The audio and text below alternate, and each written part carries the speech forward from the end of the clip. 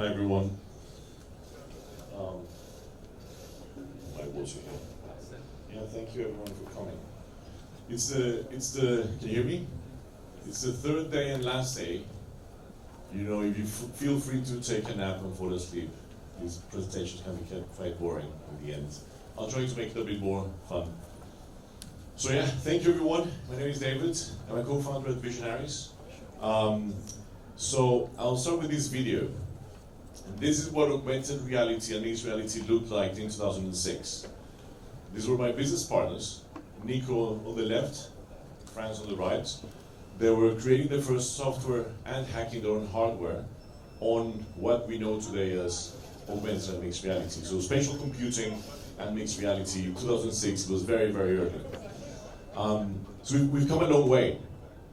You know, nowadays, of course, we're using HoloLens 2, we're using Apple Vision Pro. There's loads of things going on, and it's all very exciting. But yeah, we've been working they've been working on this since 2006. I joined the journey 13 years ago. We started the business, and so the question is, you know, we've done so many things on the marketing side, on you know, on the gaming side, which is still the main use cases for these kind of technologies.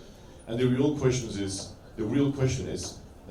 oh, there's a weird thing there. Can jobs be more fun through these kind of technologies?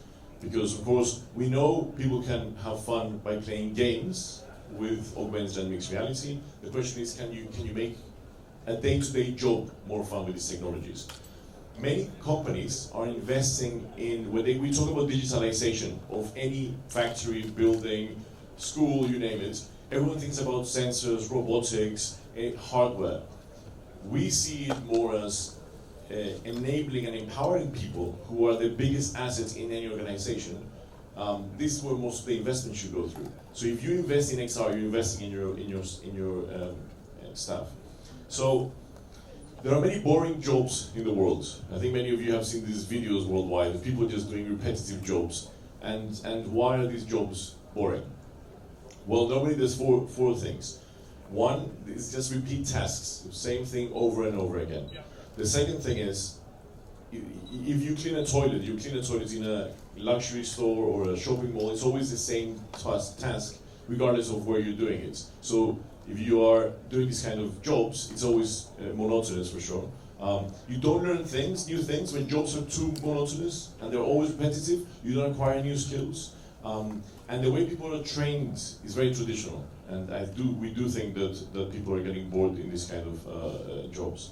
So this is a big problem because people are motivated and jobs are boring and they're going to leave the job. And so high staff turnover can be a massive issue. So how can we solve it?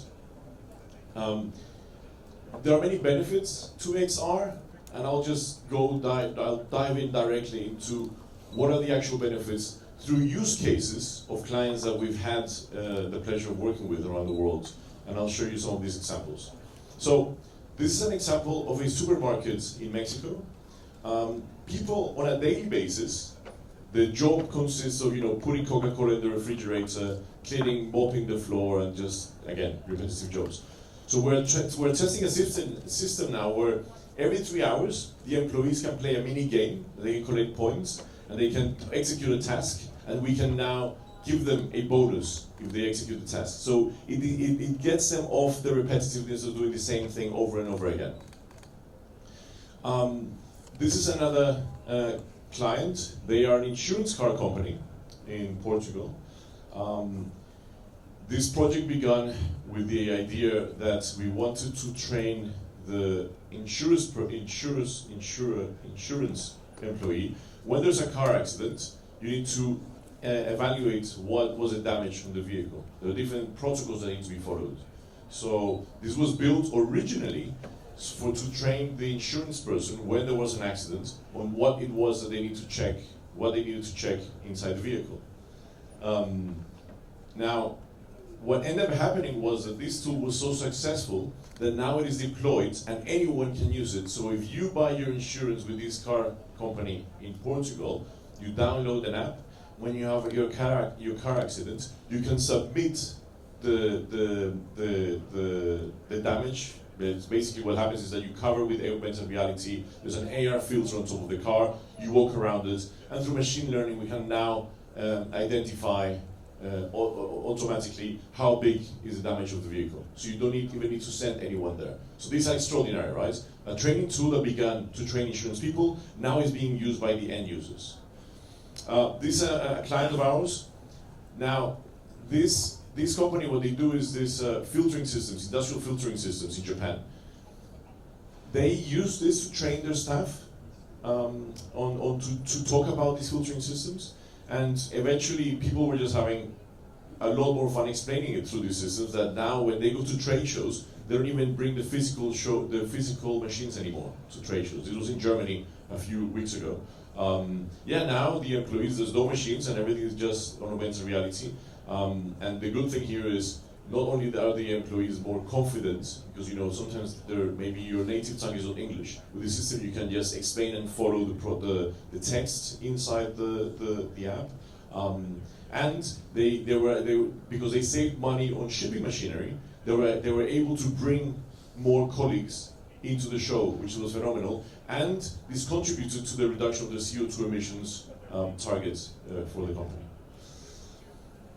We have been working heavily, especially during COVID and after COVID, on how can you train people. This is a great example of someone who needs to repair a machine in a country. They've never done it before. All you need to do is either you wear your headset, HoloLens 2, or you have an iPad. The system connects to the IoT system of the machine. We can relay the IoT data on top of the machine, or we can teach anyone how to repair the machine step by step, overlaying the data to scale on top of the products. This is another example. This is being used by a global off-road vehicle manufacturer to train people on the assembly line process. How do you assemble a vehicle step by step? So all the employee needs to do is they point either the field of view of the device, the headsets, or the iPads, and the system will recognize the vehicle and will show them step by step how it is that they need to assemble the vehicle and what they need to do. And by the way, the greatest thing about this is that you have so many languages. So it doesn't matter if you are coming in from Thailand, from China, you speak Spanish, you can learn how to do all these things in your native tongue. One of the best things nowadays is that we can leverage these very intelligent computers we all carry around us in our pockets. This is a franchise of pizzas, fast food restaurants. With the ability of scanning physical locations with LiDAR scanners, we can now create digital twins of physical spaces. And clients can now create remotely training routines. So these are clients that they scan their physical location on their digital twin in another country. They create tasks virtually, and then the staff, every morning they just have to switch on their phone and the system will tell them what they need to do in between. And there's loads of gamified experiences in between. We don't need to install any sensors. We're investing in people here. So it's the best thing is that, again, you're not investing in hardware or expensive infrastructure. You're just helping your employees become more efficient and have a bit of fun on the way. This was something that we were testing. When you're learning how to drive a drone, at the beginning, the physics of driving a drone is a bit weird through mixed reality. So we created a system where you can just grab anything that you're familiar with, in this case an apple, and then we'll show you how it is that you can manipulate the apple in space. So the idea is that you don't need to start with a drone, you can just grab anything you're familiar with and you can play around with it, and then you understand the dynamics of how it is to fly an object in space where you cannot see it in front of you. Again, during COVID, we are now getting a lot of industries interested in these kind of technologies. Traditional industries that were maybe a bit skeptical on using these technologies in their industries, like the luxury industry. Now we are seeing the ability for a younger generation to be trained with mixed reality.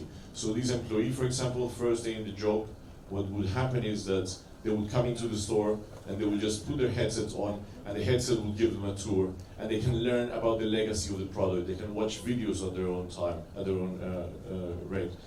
Yeah, you can play with the item and virtually. It's very important when you sell luxury to talk about the history, the story of what it is that you're selling. And so this definitely is helping a lot the new stuff.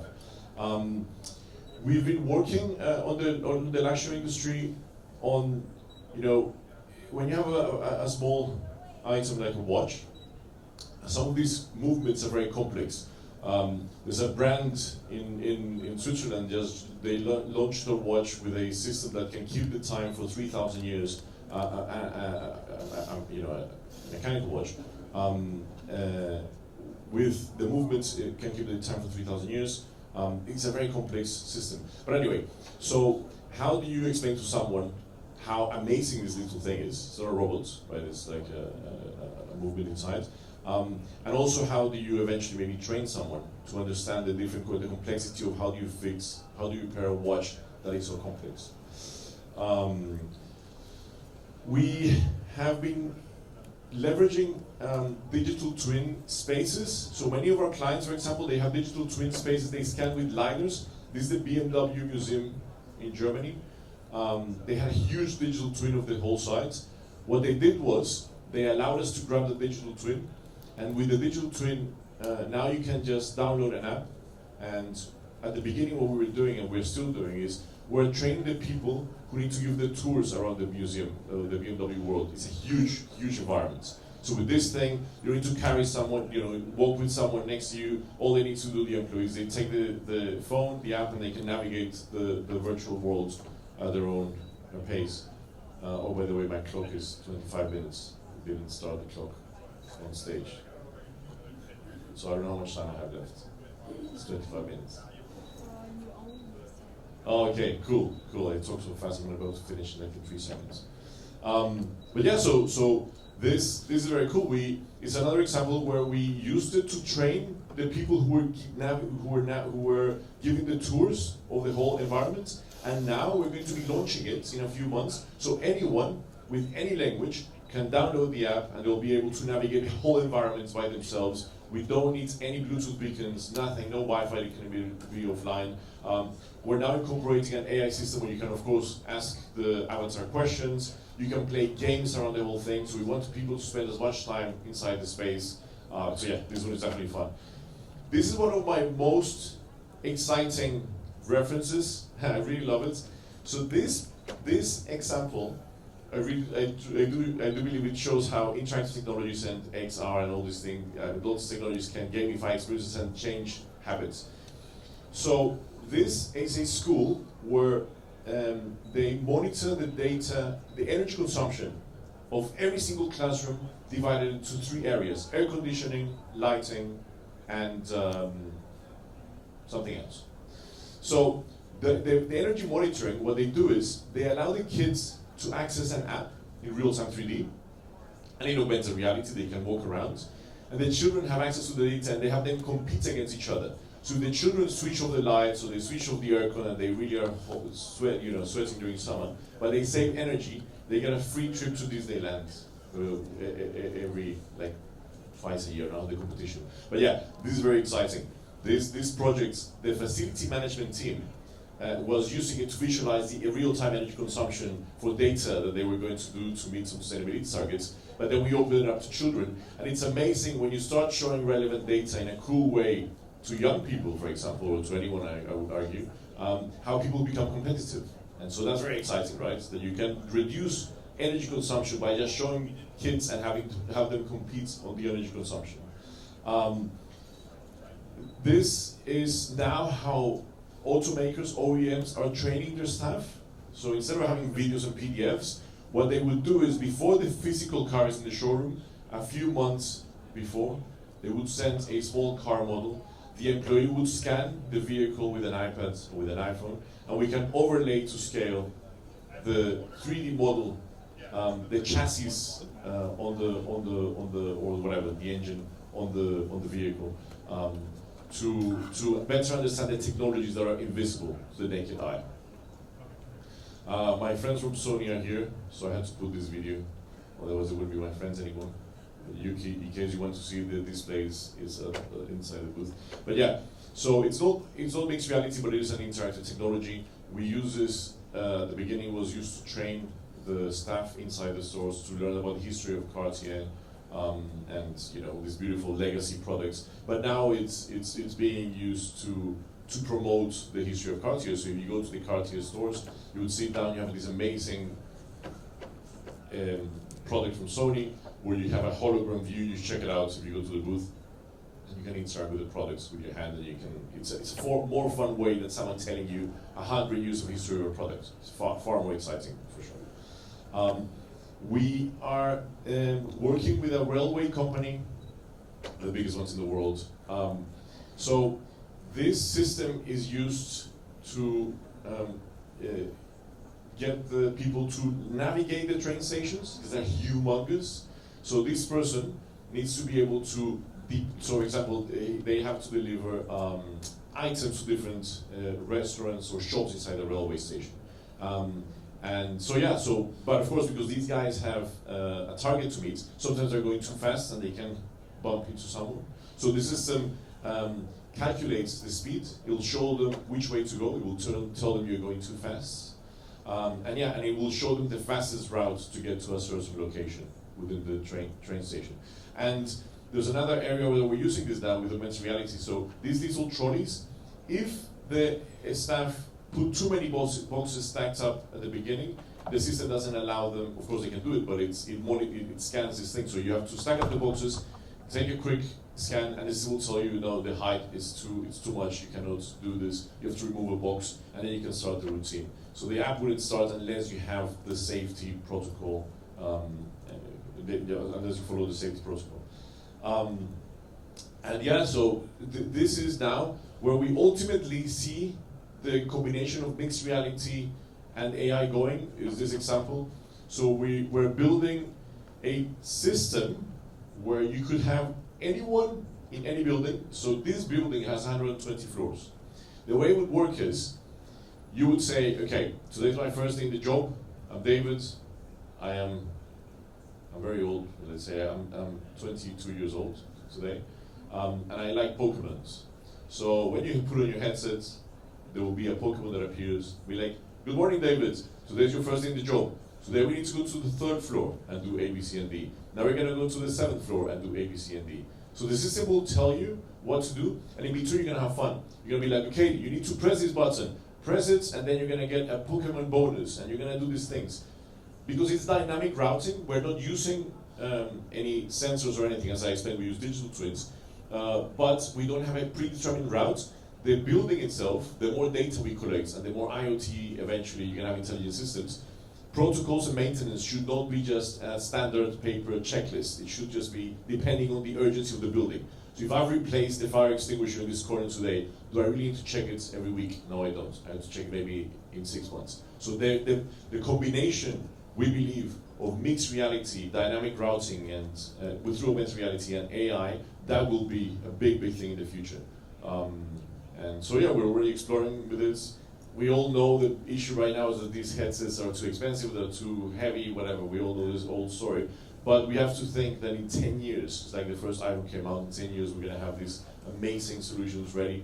And it's not a software issue, it's a hardware issue. So we might as well start working on the software side with clients who are willing to test these things. There's also statistics that you can read on how gamification of jobs can improve the livelihood and can motivate people, and you can get all these benefits out of it. We've done our own studies with extended reality, and we do think there will be a big shift in the future of jobs through mixed reality. So that is all, everyone. Thank you so much for putting up with my presentation for all this time. I'm glad no one took a nap except for Alexander. I'm joking. So yeah, feel free to ask any questions. Thank you so much.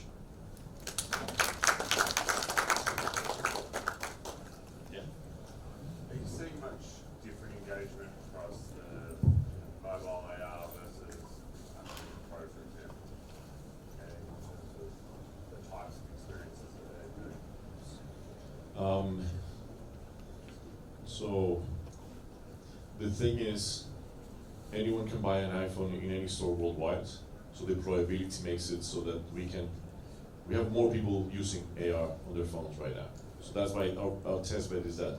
Now, if we had the same number of people using mixed reality headsets and AR, I do think we would see people, there's a wow factor with mixed reality. So engagement would be maybe longer if it was more comfortable.